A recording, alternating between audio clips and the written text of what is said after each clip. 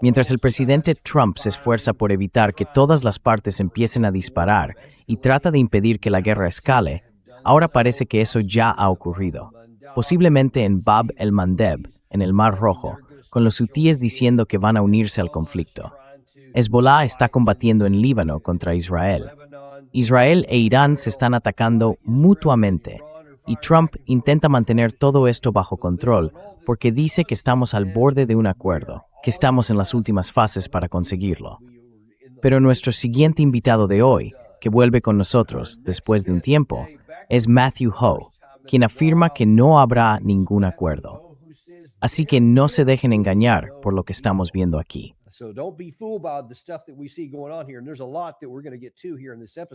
Y hay mucho de lo que vamos a hablar en este episodio. Pero Matt ha publicado algo en su Substack que vamos a comentar y que la verdad pone todo esto en una perspectiva diferente. El título es... Espera, ¿dónde está Gary? Súbelo un poco más, por favor. La gente debería saberlo. Cuando son conquistados y los subtítulos eran ¿por qué la resistencia no terminará y por qué no habrá un acuerdo? Matthew, ¿qué pasa con todo eso? Bueno, perdona, en realidad estoy de acuerdo con eso.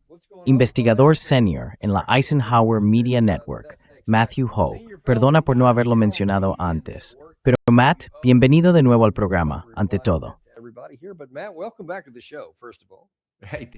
Hola Agnès, me alegra. Estás bien por Mason, pa.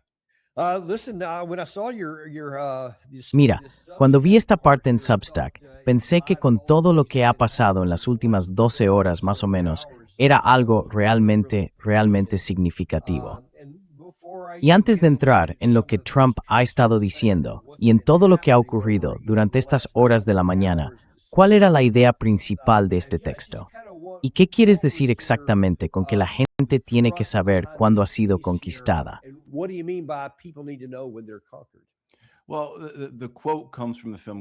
Bueno, la cita viene de la película Gladiator. Al principio de la película, el personaje de Russell Crowe, el general romano Máximo, tiene a sus legiones formadas y listas para luchar contra los bárbaros en Germania. Uno de sus lugartenientes se vuelve hacia él y le dice, «Un pueblo debería saber cuándo ha sido conquistado». Y la respuesta de Russell Crowe, o mejor dicho, de su personaje, es, «¿Tú lo sabrías, Quintus? ¿Y yo?» Es, en cierto modo, una muestra perfecta de empatía estratégica dentro de una película de Hollywood. Y me ha acompañado durante 26 años. Recuerdo haber visto esa cita por primera vez cuando era segundo teniente en el Cuerpo de Marines, en el cine de la base de Camp Hansen, en Okinawa. Y he visto esa película, pues media docena de veces, quizá más.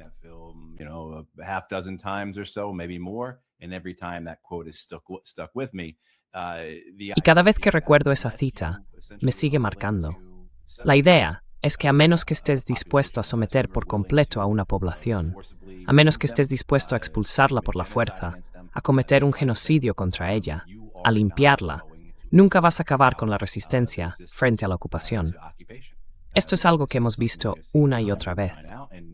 Y desde luego, ahora mismo, aquí en Oriente Medio, podemos entender perfectamente estos movimientos de resistencia. Estas fuerzas antiestadounidenses o anti-israelíes, como se las quiera llamar, sobre todo como movimientos organizados para resistir la ocupación, ya sea frente al dominio imperial estadounidense, que por supuesto hereda el de los franceses y los británicos, o, de forma más directa, frente a la dominación israelí.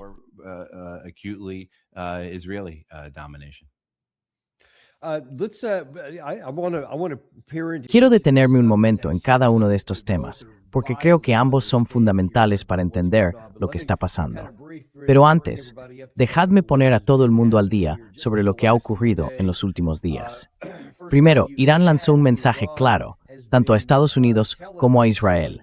Si Israel sigue atacando a Hezbollah en el Líbano, eso equivale a romper el alto el fuego y a enfrentarse directamente con Irán. Ellos se consideran una misma cosa. Israel ignoró esa advertencia. Siguió combatiendo, siguió lanzando ataques, incluso en las afueras de Beirut. Y por lo visto hace un par de días, eso fue ya demasiado.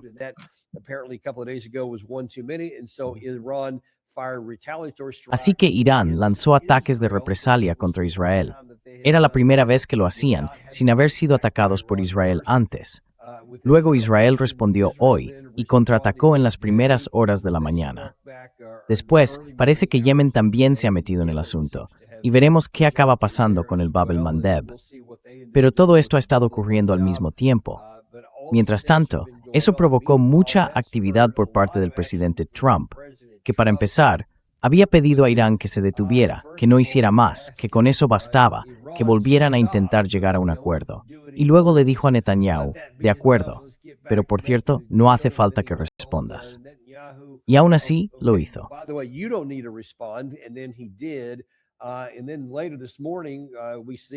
Y luego, esta misma mañana, vemos que Irán, según los medios israelíes, concretamente el Jerusalem Post, informó de que Netanyahu y Trump hablaron por teléfono antes de que él publicara en Truth Social.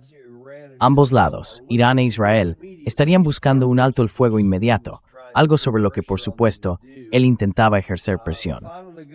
Las negociaciones finales de paz continúan, siempre que la ignorancia o la estupidez no se interpongan. El bloqueo seguirá vigente y con toda su fuerza hasta que se alcance un acuerdo definitivo. Las cosas deberían avanzar rápido. Gracias por su atención a este asunto. Así que todo es el contexto aquí, y ahora mismo, Israel ha hecho declaraciones después de todo esto.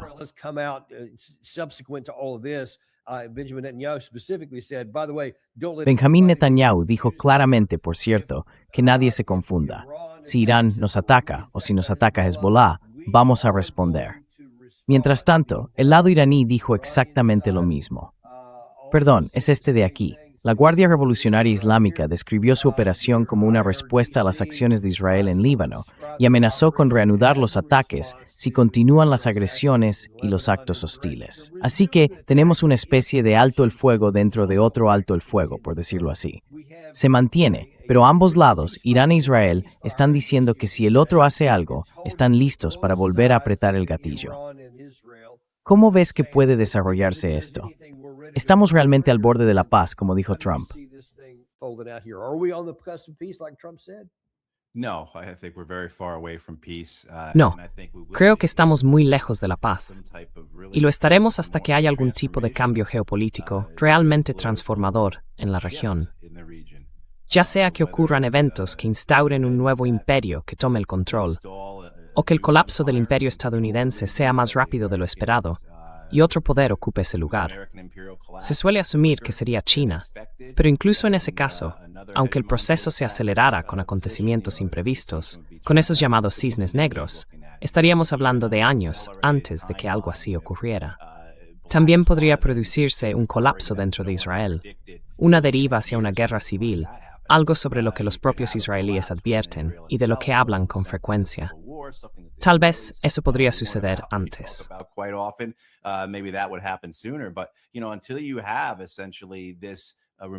Pero, ya sabes, hasta que no se elimine en esencia esa búsqueda de dominación, tanto por parte de los israelíes como de los estadounidenses, en todas las zonas de Oriente Medio.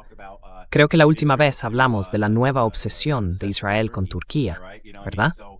Pues eso, hasta que no se elimine esa dinámica, ¿cómo se quita la motivación, el combustible, de estas organizaciones? Ya sean organizaciones de resistencia palestinas, iraquíes, Hezbollah o el propio Estado iraní. En el fondo, ellos ven su motivación, su impulso, como una respuesta a la dominación de potencias extranjeras. Y ven claramente a Israel no solo como una potencia extranjera en el sentido de estar fuera de sus fronteras, sino como algo ajeno, como un proyecto colonial, que vinieron de Europa, que son, en su visión, invasores.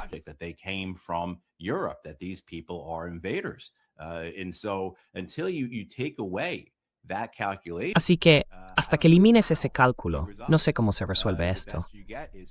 Lo mejor que se puede conseguir es una especie de statu quo muy controlado. Pero bueno, creo que eso es básicamente lo que estamos viendo aquí. Los iraníes intentando crear cierto grado de disuasión, intentando generar cierta certeza de que no habrá tolerancia hacia futuras acciones contra los vecinos de Israel, como hemos visto en el pasado. Y desde luego, lo importante de esa declaración de los iraníes, de hoy, de ayer o cuando haya sido, es que consideran que el sur del Líbano está bajo su protección y que a partir de ahora, no solo los bombardeos israelíes sobre Beirut provocarían una respuesta iraní, sino también los ataques en el Líbano o en el sur del Líbano. Es importante señalar que no están diciendo lo mismo respecto a Palestina. It's important to note that they're not saying the same about Palestine. A week or so ago, the Iranians did put out Hace una semana más o menos, los iraníes publicaron una respuesta, una declaración, en la que hablaban del uso de sus misiles balísticos y drones para apoyar a la resistencia palestina.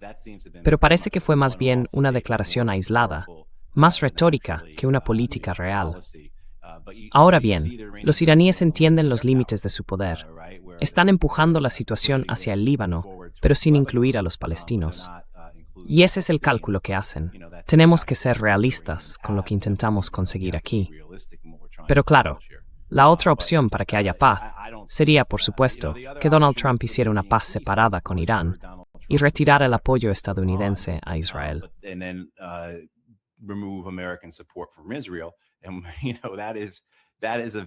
Y bueno, eso es algo muy difícil de imaginar, aunque tengo la sensación de que en el mensaje que acabas de leer de Donald Trump, cuando habla de que la estupidez se interpone, me da la impresión de que se refiere a Benjamin Netanyahu.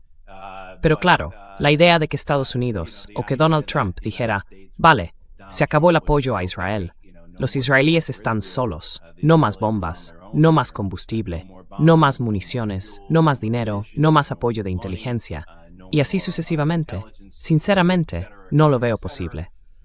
Así que la idea de que pudiera haber incluso una paz separada entre los estadounidenses y los iraníes me parece muy poco probable.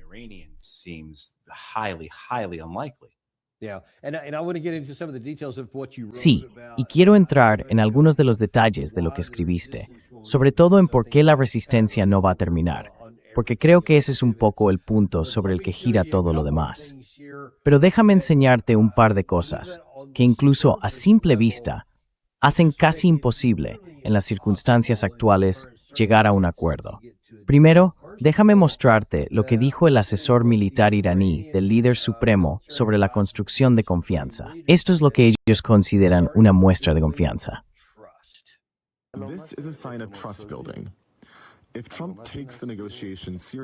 Si Trump se toma en serio las negociaciones, $24,000 millones no son mucho para Estados Unidos.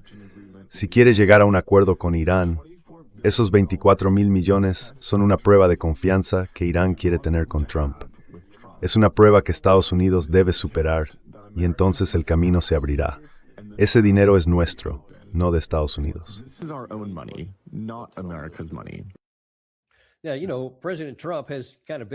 Ya sabes, el presidente Trump se ha esforzado muchísimo, como vas a ver en un momento, durante todos estos años, en hablar de lo malo que fue el JCPOA, el acuerdo de Obama, que él siempre decía que era un camino hacia la bomba. Y una de las cosas de las que más habla son esos aviones cargados de dinero en efectivo que según él se les entregaron. Y ahora tenemos a la parte iraní diciendo, de acuerdo, como nunca hemos tenido confianza en Estados Unidos, y con todo lo que ya habéis hecho para violar esa confianza entre 2018 y 2025, la guerra de 2026, el inicio de esa guerra, las negociaciones y todo eso.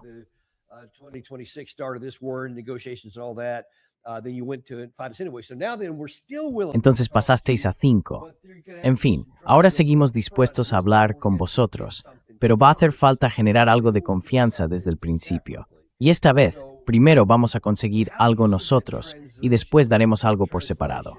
Así que de nuevo, ¿cómo ves esa traducción, o quizá esa transformación, de lo que parecía ser la disposición de Irán, tan reciente como el pasado febrero, cuando parecía que estaban dispuestos a negociar, digamos, en condiciones equilibradas, sin exigir nada por adelantado, hasta la situación en la que estamos ahora?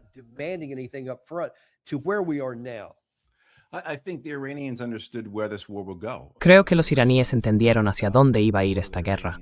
Los iraníes advirtieron sobre esta guerra. Dijeron que si entrábamos en una guerra por tercera vez, quiero decir, recordemos que hubo intercambios de fuego entre Israel e Irán en 2024. Luego, por supuesto, volvió a ocurrir 2 veces ese mismo año. Y después, claro, tuvimos la guerra de 12 días en junio de 2025.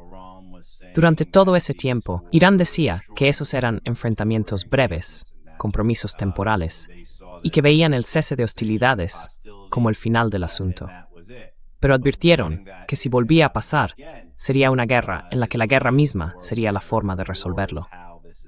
Así que creo que los iraníes sabían perfectamente lo que iban a hacer, que iban a cerrar el estrecho de Hormuz, evidentemente, pero también que iban a atacar a los estados aliados de Estados Unidos en toda la región, incluyendo su infraestructura energética.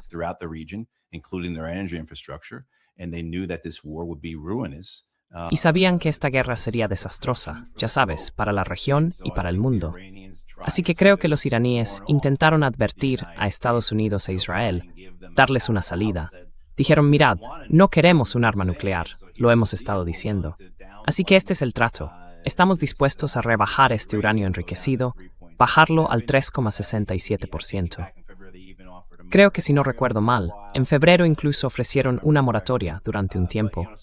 Pero, en fin, el acuerdo que se les ofreció a los iraníes, tal como se nos presentó a través de Omán, y fue confirmado por el asesor británico de Seguridad Nacional en The Guardian, era un acuerdo mejor de lo que los estadounidenses podrían haber esperado conseguir por cualquier otro medio.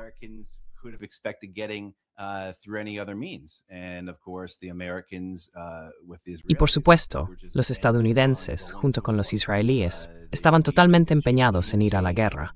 Creían que podían lograr un cambio de régimen, o que podían provocar una guerra civil en Irán, o desestabilizarlo gravemente, o al menos bombardearlo, hasta dejarlo, digamos, en una situación en la que no pudiera ser una amenaza para nadie. Y por supuesto, se equivocan en todo eso. Así que creo que lo que los iraníes ofrecieron a finales de febrero encaja con la forma en que han actuado en los últimos años, ofreciendo una vía diplomática, dispuestos a hacer concesiones incluso cuando no tendrían por qué hacerlas.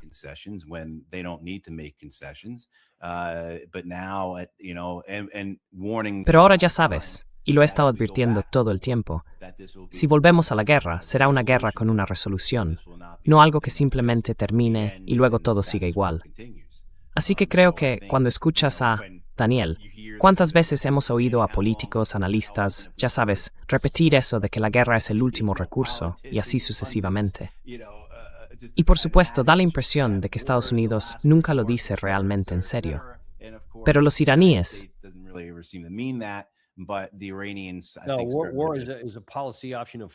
No, la guerra se ha convertido en la primera opción de política hoy en día. Exactamente. Y creo que en el caso de los iraníes, ellos eligieron la guerra realmente como último recurso. Soportaron todo eso durante años. Soportaron los ciberataques, los asesinatos, los sabotajes y unas sanciones realmente draconianas, una auténtica guerra económica. Soportaron que el Departamento del Tesoro de Estados Unidos hundiera la moneda iraní el año pasado. Soportaron que los europeos reactivaran las sanciones del acuerdo nuclear a finales del año pasado. Soportaron todo eso. Y aún así estaban dispuestos a negociar, dispuestos, en esencia, a darle a los estadounidenses lo que querían. Pero los estadounidenses, junto con los israelíes, querían una victoria. Y para los estadounidenses no había un objetivo real de victoria que alcanzar. Todo se reducía a eso. Buscaban el mejor comunicado de prensa posible, la mejor frase para los titulares, la mejor forma de alimentar la narrativa de que Donald Trump es mejor que Barack Obama.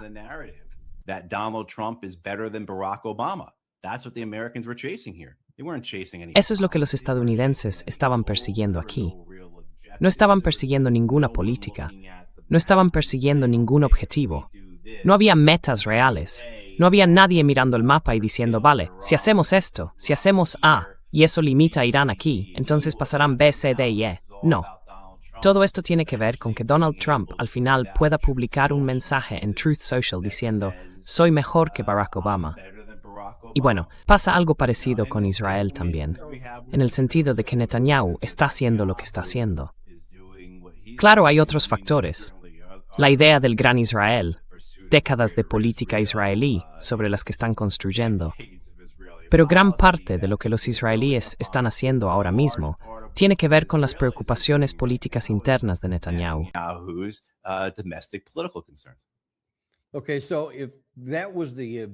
Vale, así que si esa era la esperanza de Trump, fuera o no realista, eso era lo que él quería tener. Eso era lo que deseaba. Obtuvieron la guerra que querían, la ansiaban, y al final la consiguieron. Y luego, vaya, resulta que no salió como pensaban. No lograron la victoria. Ahora tiene que intentar encontrar otra salida. Así que está siguiendo este camino, como dijo hace apenas unas horas. De nuevo, seguimos por la senda de la paz. Seguimos intentando lograr un acuerdo y todo eso. Pero luego te mostré al alto dirigente del lado iraní y está repitiendo lo que muchos otros líderes iraníes han dicho, que va a tener que haber algo por adelantado. 24.000 millones es un buen comienzo. Esto, dice él, es calderilla para Estados Unidos. Pero ahora, ayer mismo, Kristen Welker de NBC News le preguntó al presidente Trump sobre ese mismo asunto. ¿Descongelaría usted algún activo iraní o levantaría alguna sanción de entrada como parte de un acuerdo? Eso ocurriría después de que entregaran su material de enriquecimiento nuclear. A diferencia de Obama volaba en un Boeing 757, un avión que conozco muy bien. Quitaron los asientos y lo llenaron con $1.700 millones en efectivo, sacados de los bancos de Maryland, Virginia y Washington, D.C. Vaciaron los bancos y les dieron $1.700 millones en billetes. Y además les entregaron decenas de miles de millones de dólares más. No paraban de darles dinero y no funcionó. Eso nunca funciona, por cierto. Vas a negociar un acuerdo mejor. ¿Te gustaría haberlo hecho en tu primer mandato antes de romper el acuerdo? No, so Bruce. No, mucho. Mucho mejor. Ayúdame un poco. Explícame la lógica en la medida en que se puede identificar si es que existe algo así en la mente de Trump. Él reconoce que el resultado que queríamos con la guerra no se consiguió. Así que ahora tenemos que buscar la mejor forma posible de salir de eso. Y entonces dice, bueno, no puedo hacer que Obama quede bien, así que tengo que ser mejor que él. Escucho lo que dice la parte iraní. No voy a hacer eso, pero aún así quiero un acuerdo negociado. ¿Puedes hacer que todo esto tenga sentido para mí?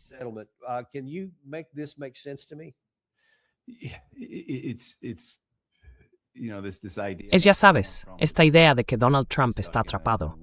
Está atrapado en una guerra que no puede ganar y que tampoco puede perder. Bueno, una guerra de la que no puede salir.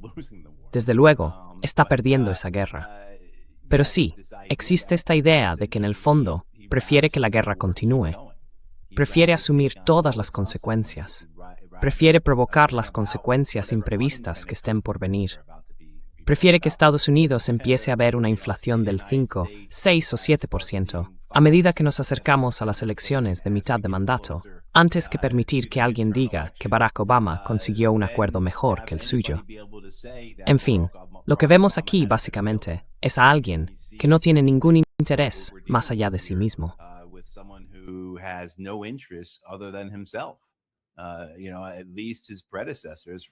Sabes, al menos sus predecesores, por mucho que podamos criticarlos, tenían lealtades a ideologías, a instituciones o al propio poder que ocupaban, y eso de alguna forma influía en sus decisiones.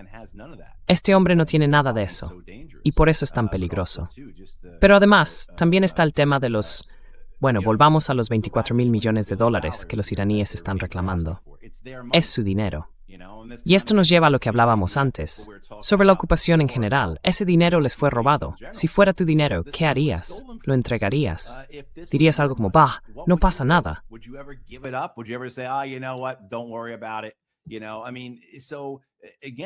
Ya sabes, quiero decir, de nuevo, estás en una situación en la que los iraníes no van a rendirse con esto.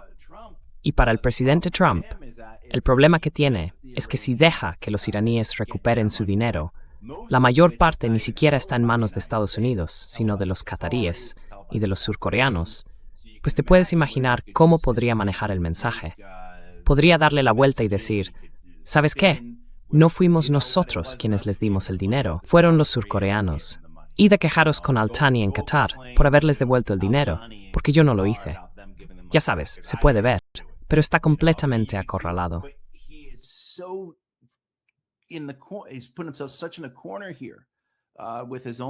Se está metiendo en un callejón sin salida, con su propio relato, con su propio, ya sabes, uso político de Irán durante décadas, y ahora no puede dar marcha atrás.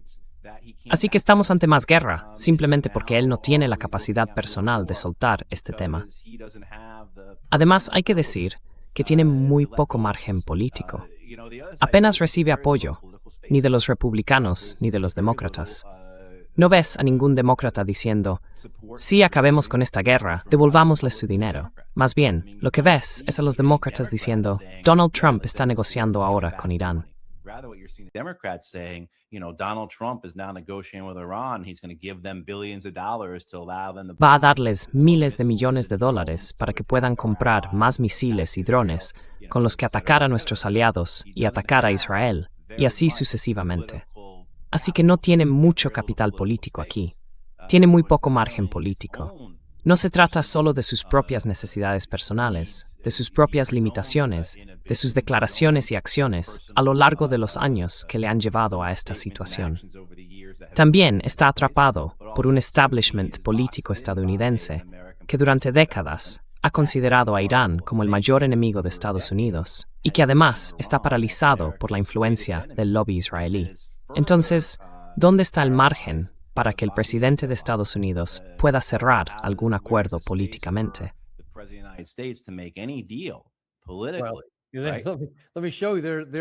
Déjame enseñarte algo. Desde luego, hay quienes no quieren llegar a un acuerdo. Y déjame mencionar a uno de tus favoritos, un amigo muy cercano tuyo, Jack Keane, que dice, oye, escucha, esto en realidad no es complicado.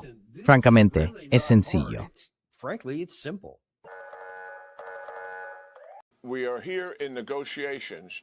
Estamos aquí, en plenas negociaciones, intentando llegar a un acuerdo. Pero lo que estamos exigiendo, y tenemos la capacidad para hacerlo, es claro. Llevamos 5 semanas de furia épica, y nos quedan 2 más para completarlas. Tenemos el bloqueo naval, que está generando una situación económica muy difícil, junto con la larga lista de medidas que el secretario Blinken y su excelente equipo económico están aplicando para aumentar la presión sobre Irán. Esos son nuestros puntos de presión. Pero lo que buscamos en estas negociaciones es bastante sencillo. Queremos obtener nuestras exigencias máximas, las mismas que lograríamos si estuviéramos utilizando la fuerza militar. Eso es lo que queremos del régimen.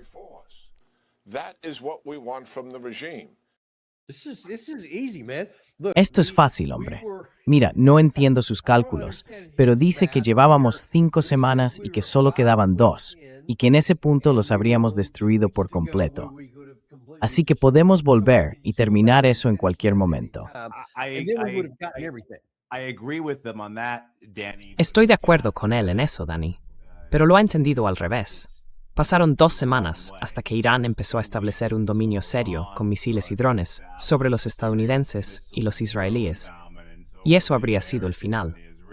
Así que creo que tenía razón, más o menos con el calendario, solo que confundió a las partes. Solo unas definiciones un poco desviadas ahí. Pero sí, él dijo, mira, podríamos volver y terminar esto en cualquier momento, y entonces lo conseguiríamos todo. Pero si estamos ofreciendo negociaciones, usó esa palabra, en la práctica, lo que estaba diciendo era que quería que se rindieran y nos dieran, incluso lo dijo Matt, exigencias maximalistas. Me lo das todo, y entonces terminamos. Sí. Danny,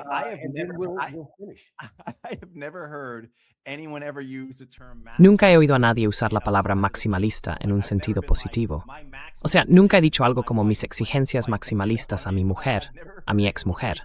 ¿Sabes lo que quiero decir? Nunca he oído a nadie usarla. Y hay una razón por la que creo que no la has oído. Porque significa algo irracional, excesivo, ya sabes, simplemente eso. Pero sí, quiero decir, escuchas a esta gente hablar y te preguntas, bueno, ¿en qué están pensando? Pero lo entiendes. Cuando estás en Washington y has trabajado aquí, entiendes la burbuja en la que viven. Entiendes el sentimiento precio. Entiendes la arrogancia.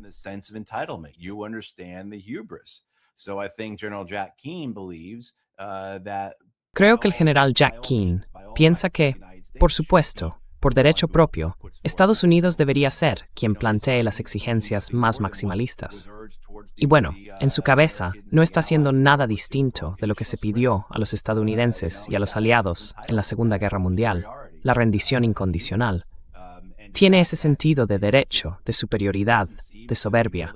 Y el hecho de que no parezca dispuesto a admitirlo, no creo que sea ignorancia por su parte, de verdad que no. Pero en fin, es impresionante oír a alguien hablar de exigencias maximalistas con ese grado de, no sé, ni siquiera sé cómo describirlo.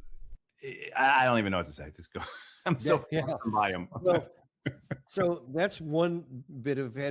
Así que ese es un obstáculo para el presidente Trump a la hora de cerrar un acuerdo. Pero, ¿es realmente así? Hace un momento te mostramos que esta misma mañana, él volvió a decir que las negociaciones finales por la paz siguen adelante y que mantendrá el bloqueo hasta que se alcance un acuerdo definitivo. Las cosas deberían avanzar bastante rápido. Pero, más o menos al mismo tiempo, quizá justo antes, al parecer, un lideralista envió un mensaje a MSNBC y dejó Deuth.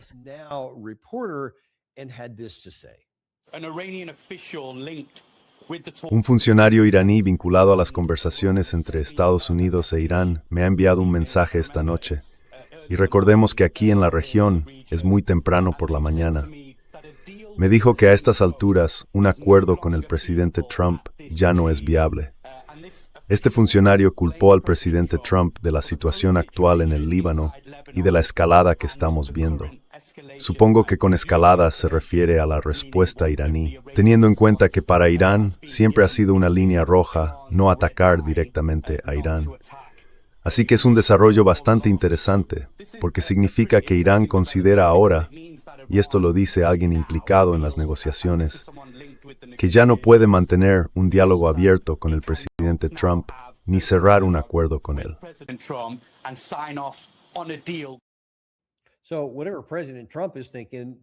Así que, sea lo que sea que esté pensando el presidente Trump, la parte iraní está diciendo, primero, te mostré al asesor militar que dijo, hasta que recibamos algo de dinero, no, gracias, ya hablaremos más adelante. Y ahora están diciendo que no hay base para eso. Y luego aquí, esto es Netanyahu, y fue hace apenas una hora, muy reciente. Dijo, si Irán comete un error y reanuda sus ataques contra nosotros, responderemos con fuerza, porque Israel tiene derecho a defenderse, y mantendremos ese derecho. Y eso una vez más, me lleva a lo que dijimos al principio de la historia, que es tu publicación en Substack. No habrá ningún acuerdo. A partir de aquí, ¿hacia dónde vamos, Matt?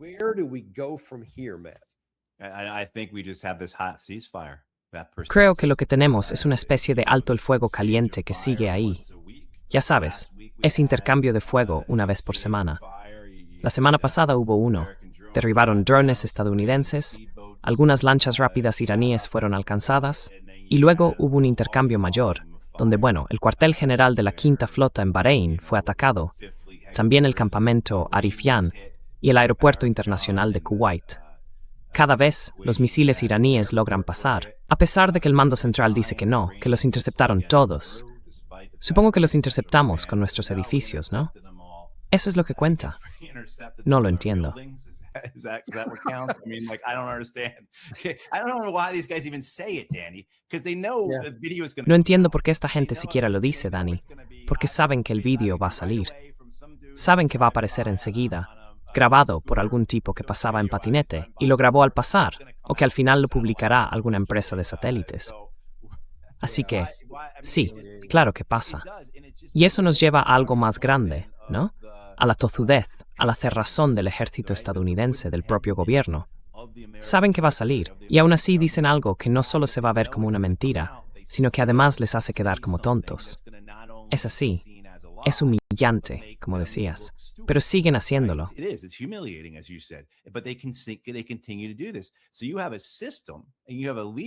Así que tienes un sistema y un liderazgo que ni siquiera son capaces de decir algo tan simple como: oye, saca un comunicado diciendo que podemos confirmar que Irán lanzó misiles.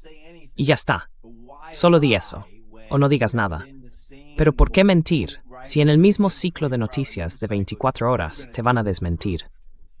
Eso al final tiene que ver con la mentalidad estadounidense, con esa misma actitud de negarse a liberar los $24,000 millones en activos de Irán. Quiero decir, es que no es posible. No es posible que el mando central admita que hicieron algo que no fue un éxito.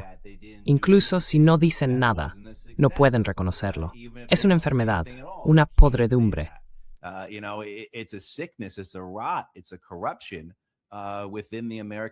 Es una corrupción dentro del ejército estadounidense. Hay una cultura de la mentira que lo impregna todo. Oye, me acuerdo de hablar contigo cuando estabas en el cuartel general de la ISAF. ¿Te acuerdas? Excepto los días en que salías de patrulla y recorrías el país, pasaste un año en Afganistán. Fue en 2011, ¿verdad? Pasaste ese tiempo, ¿cuántos días asistiendo a las reuniones matinales con el general Petraeus? ¿Y cuánta de la información que se daba allí era pura y absoluta tontería? Te sentabas, veías lo que se le presentaba al general, y luego salías al terreno, con una brigada, un batallón o una compañía en Kandahar o en Kunar. Exacto. Y veías justo lo contrario. Y de algún modo, esa información nunca llegaba a Petraeus.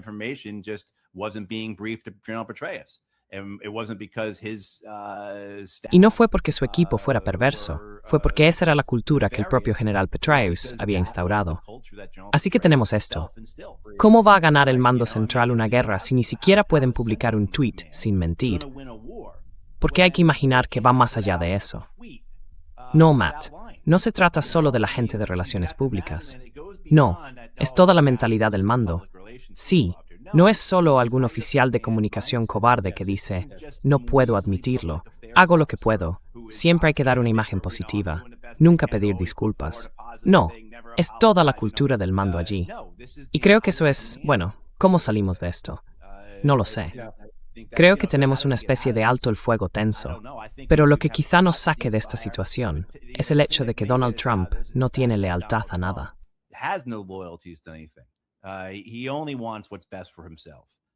Él solo busca lo que le conviene a sí mismo. Así que quizá sí llegue a hacer un trato y le diga a Israel que están por su cuenta. Es muy poco probable, pero al menos con Trump existe esa posibilidad, mientras que con Joe Biden nunca la habría habido. Quiero decir, con Donald Trump tienes que aceptar lo bueno y lo malo. Pero esta idea de un alto el fuego caliente, que se prolonga hasta agosto, y luego las presiones económicas empiezan de verdad a afectar a Estados Unidos. Y cuando veamos que la inflación sube en septiembre, eso convierte esa presión económica en presión política, suficiente como para que Donald Trump consiga que los republicanos cedan en su resistencia a un acuerdo y puedan hacer algo.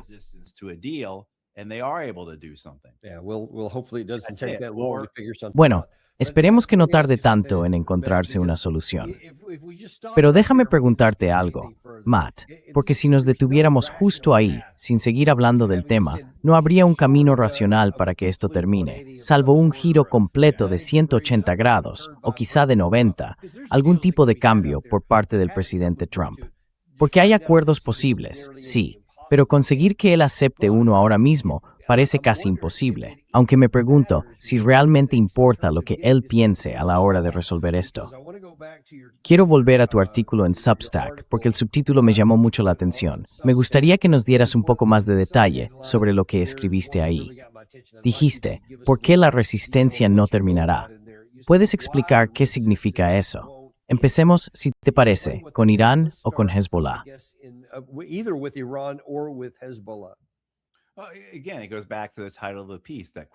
De nuevo, volvemos al título del artículo, a esa cita de Gladiator, La gente debería saber cuándo ha sido conquistada. Y luego la respuesta. Tú lo sabrías, yo lo sabría. Creo que ahí está el núcleo de lo que llamamos empatía estratégica. Intentar entender por qué luchan realmente esas naciones, o por qué combaten esas organizaciones. En el caso de Irán, desde luego, es una cuestión con un profundo sentido histórico. Se remonta al menos a 1953, cuando Estados Unidos y el Reino Unido derrocaron a su primer ministro democráticamente elegido e impusieron a un dictador asesino y brutal que gobernó un estado policial mientras robaba todo lo que podía al pueblo iraní.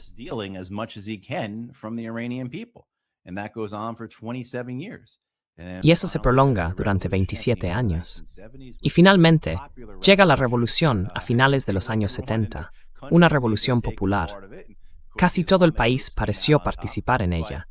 Y por supuesto, los grupos islámicos fueron los que acabaron imponiéndose. Pero la idea es que hay que entender que lo que los iraníes tienen con la República Islámica que instauraron refleja su deseo de soberanía, además de su comprensión del imperialismo en toda la región y su compromiso con la lucha contra el imperialismo en otros países.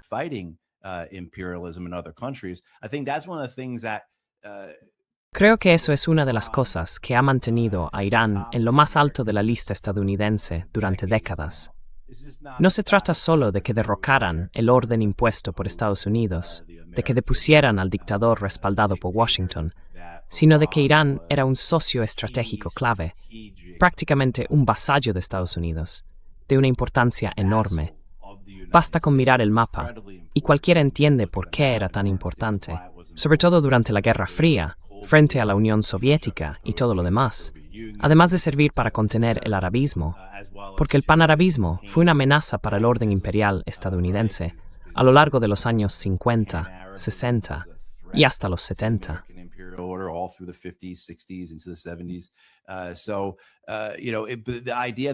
Bueno, la idea no era solo eso. Era que los iraníes pasaron a la ofensiva, ¿no? Contra el imperialismo estadounidense. Que los iraníes se pusieron a la ofensiva contra la dominación israelí. Que enviaron gente al Líbano para ayudar a los libaneses a resistir la invasión y la ocupación israelí. Que entendieron que si los estadounidenses, los franceses e incluso los soviéticos iban a tomar partido en esas guerras por todo Oriente Medio, ellos también iban a hacerlo, que no iban a quedarse como simples espectadores obedientes.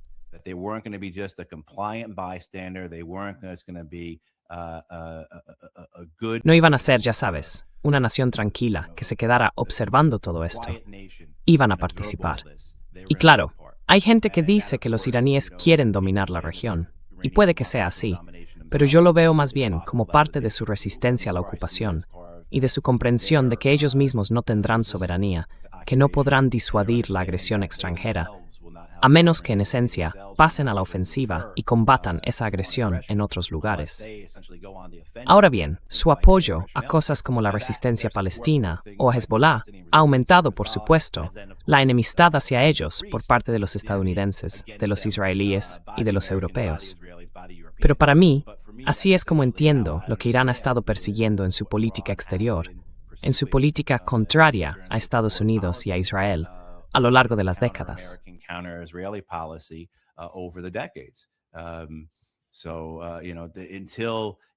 Así que hasta que no elimines esa motivación, ya sea acabando con el imperialismo, con la dominación extranjera, o cambiando el gobierno iraní y poniendo en su lugar uno que sea dócil, uno que no se resista, que no se oponga al poder hegemónico, pues vas a seguir teniendo esa resistencia.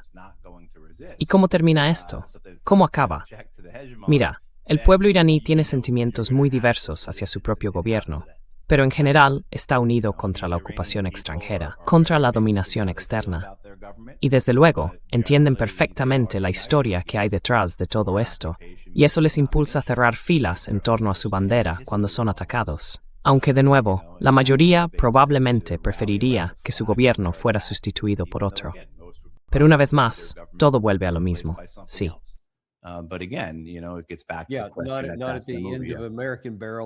No al final del cañón de un arma estadounidense ni de un misil israelí. No están para eso. Por todo lo que he hablado, ya sabes, en esta última parte, me gusta bastante tu punto de vista sobre el tema. No se trata solo de los obstáculos de los que hemos hablado, ni de la dificultad del acuerdo de Obama, o de la posición iraní, o de Netanyahu intentando sabotearlo, o del tema de la resistencia del que hablas. Todo eso ya sería complicado y casi imposible de superar. Pero en el centro de todo esto, como decía hace un momento, está Donald Trump. Es él quien tiene ahora mismo el poder para llevar esto a algún tipo de conclusión, o al menos para apartarlo de la mesa por el momento.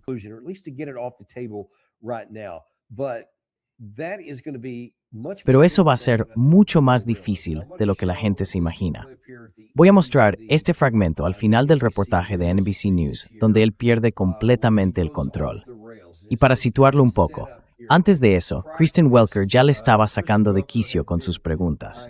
Le decía, Usted sigue repitiendo que las elecciones de 2020 fueron robadas, pero no hay pruebas de eso. Y le preguntó, ¿cuáles son las pruebas? Y él respondió, hay muchas. Entonces ella insistió, ¿cuáles son exactamente? Y él no quiso decirlo. Y ella no lo soltó, fue implacable con ese tema. Se notaba como él se iba enfadando cada vez más, hasta que pasó esto.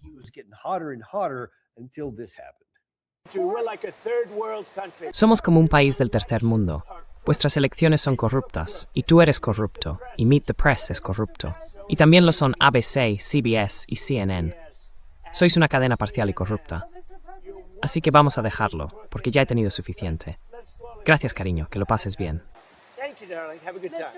Señor presidente, por favor, he viajado hasta Wisconsin, he viajado todo el camino, lo sé. He viajado hasta Wisconsin con lluvia intermitente y te he dedicado tiempo más que suficiente. Deberías poner en orden a tu prensa, porque ¿sabes qué? Un país nunca puede ser grande con una prensa deshonesta. Escucha, hemos viajado hasta Wisconsin solo para hacer esta entrevista. Nunca habrá libertad si la prensa no hace lo que yo le digo que haga. Así es. Exactamente. No soportaba que le hicieran una pregunta sobre algo. Entonces, ¿cómo vamos a conseguir que este tipo acepte algo que le dé a Irán lo que quiere? ¿Cómo vamos a llegar a eso?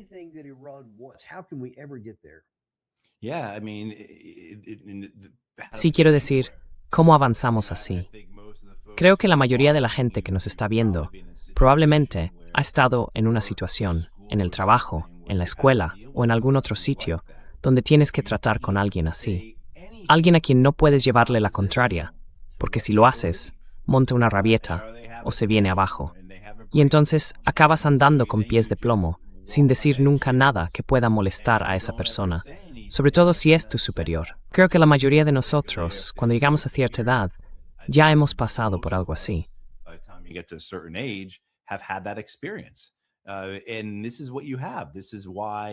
Y esto es lo que hay. Por eso, ya sabes, hay muy poca gente que hable con Donald Trump sobre este tema, solo quienes le dicen lo que quiere oír. Jared Kushner, que lleva ya años siendo su yerno, sabe perfectamente cómo tratar con él. Steve Witkoff lo conoce desde hace décadas, lo mismo, también sabe cómo manejarlo. Y luego está Pete Hegseth.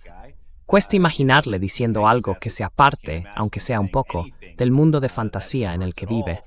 Es en el que Donald Trump, ya sabes, lo domina todo.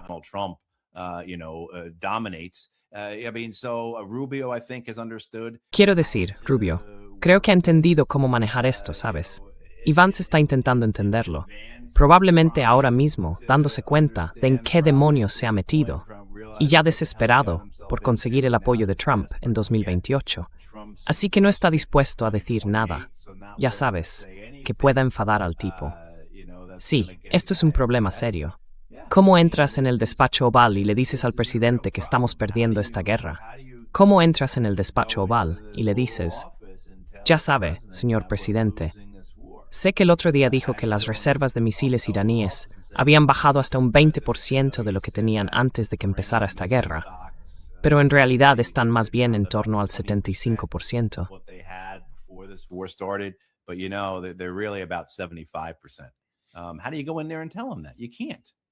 ¿Cómo entras ahí y se lo dices? No puedes. Y entonces pasa esto. Los iraníes comentaron algo sobre esto el otro día, diciendo que no hay ninguna posibilidad de llegar a un acuerdo, porque Donald Trump es sencillamente irracional. Que el texto del acuerdo lleva semanas presentado a Trump, y él sigue diciendo otras cosas. Sigue hablando de lo que sea que esté hablando. Y creo que pasa lo mismo en Israel con Netanyahu. Así que volvemos a la misma pregunta. ¿Cómo se consigue un acuerdo con estos hombres en el poder, sobre todo cuando el espacio político en ambos países se resiste a ello y cuando la presión política en los dos países no favorece precisamente un acuerdo?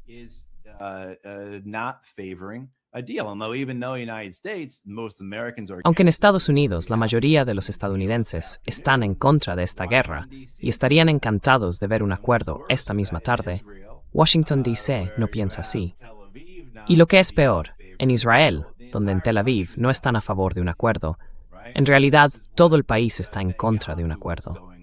Es decir, esto es a lo que se enfrenta Netanyahu, la presión política que está soportando, porque todos sus oponentes quieren que la guerra en Líbano continúe. Y ahí está el problema.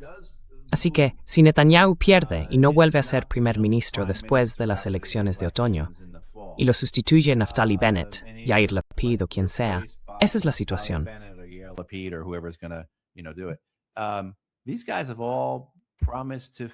Estos tipos han prometido todos terminar lo que Netanyahu empezó en el Líbano. Quiero decir, incluso si los estadounidenses dijeran, vale, haremos una paz separada con los iraníes, los israelíes seguirían haciendo lo que tienen previsto hacer en el Líbano.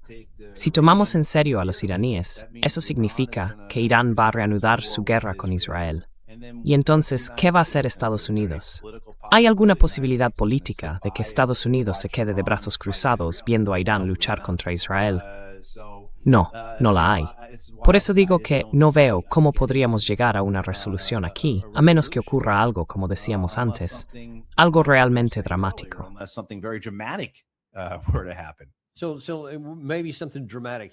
Así que quizá haya pasado algo importante.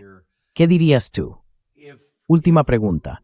Si los hutíes, que hoy han dicho que se han sumado a esta lucha, afirman que van a bloquear cualquier envío en el Mar Rojo que tenga relación con Israel, dando a entender que van a cerrar el estrecho de Bab el-Mandeb, lo que dejaría fuera de la cadena de suministro mundial otros 3 o 4 millones de barriles de petróleo al día. Bueno, ya veremos si eso ocurre realmente. Pero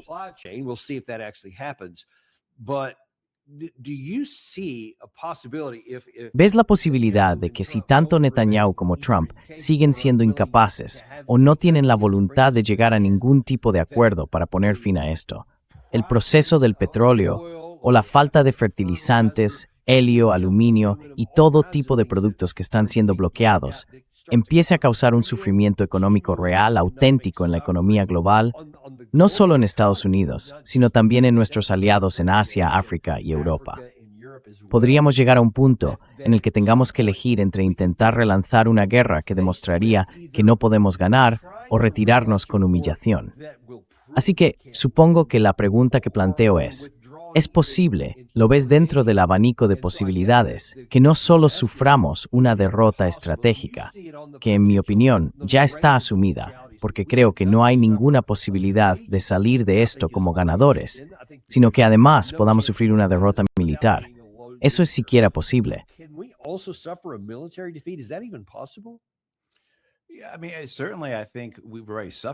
Sí, quiero decir, desde luego creo que ya hemos sufrido una derrota militar, Dani. Me refiero a las evacuaciones de esas bases sobre las que habíamos construido toda nuestra doctrina en Oriente Medio.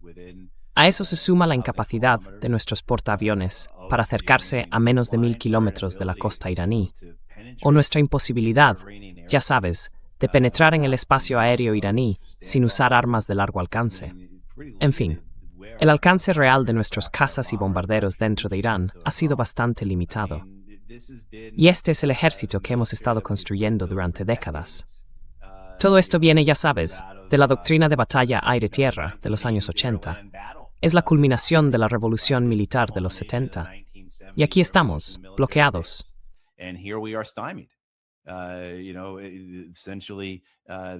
Básicamente, la idea es que este sería el ejército que usaríamos para librar la guerra inevitable con China en 2027 o en 2030, o cuando sea que todos esos expertos de los think tanks dicen que ocurrirá. Así que creo que esa derrota militar ya está ahí. Creo que ya se ha igualado el dominio estadounidense, esa superioridad que teníamos en vigilancia y ataques de precisión. Eso se ha acabado. Se ha acabado. Ahora estamos en un terreno bastante equilibrado. Y que Irán, un país bloqueado durante 4 décadas, haya podido enfrentarse de tú a tú con los estadounidenses y los israelíes, y en el balance final, después de 5 semanas, parezca haber salido ganando, junto con todo lo demás que acabo de mencionar. Creo que eso hay que entenderlo como una derrota.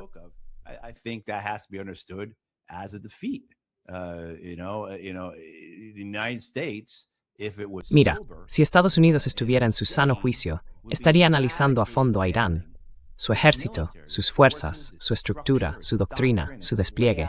Pero no lo vamos a hacer, claro. Aunque, sinceramente, Cualquiera con un poco de sensatez miraría esto y diría, Dios mío, no fuimos capaces de derrotar a los hutíes en 2 intentos en el Mar Rojo. Los iraníes nos han hecho todo esto. Tenemos que hacer algo drástico. Hay que replantear por completo nuestro ejército. Pero no, lo que van a hacer es seguir echando dinero en los mismos sistemas de armas que ya fracasaron en cumplir su objetivo en el Mar Rojo y en el Golfo Pérsico. Así que sí, yo lo veo ya como una derrota militar.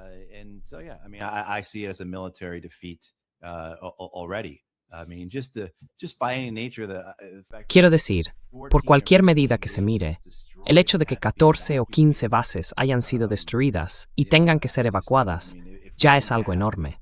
Si nos pasara algo a los aviones cisterna, eso sería el final. No podríamos lanzar ataques por nuestra cuenta, salvo quizá con los B-1, y esos tendrían que salir desde Inglaterra o algo así. Diego García, por ejemplo. Los F-18, los portaaviones están a 1000 kilómetros. Los F-18 tienen un alcance de unos 500 kilómetros cuando van cargados para combate. Así que claro, tienen que repostar solo para llegar a la costa iraní y luego volver a repostar. Exacto. O sea, imagina que perdiéramos los aviones cisterna. Sería el final. Se acabó el juego.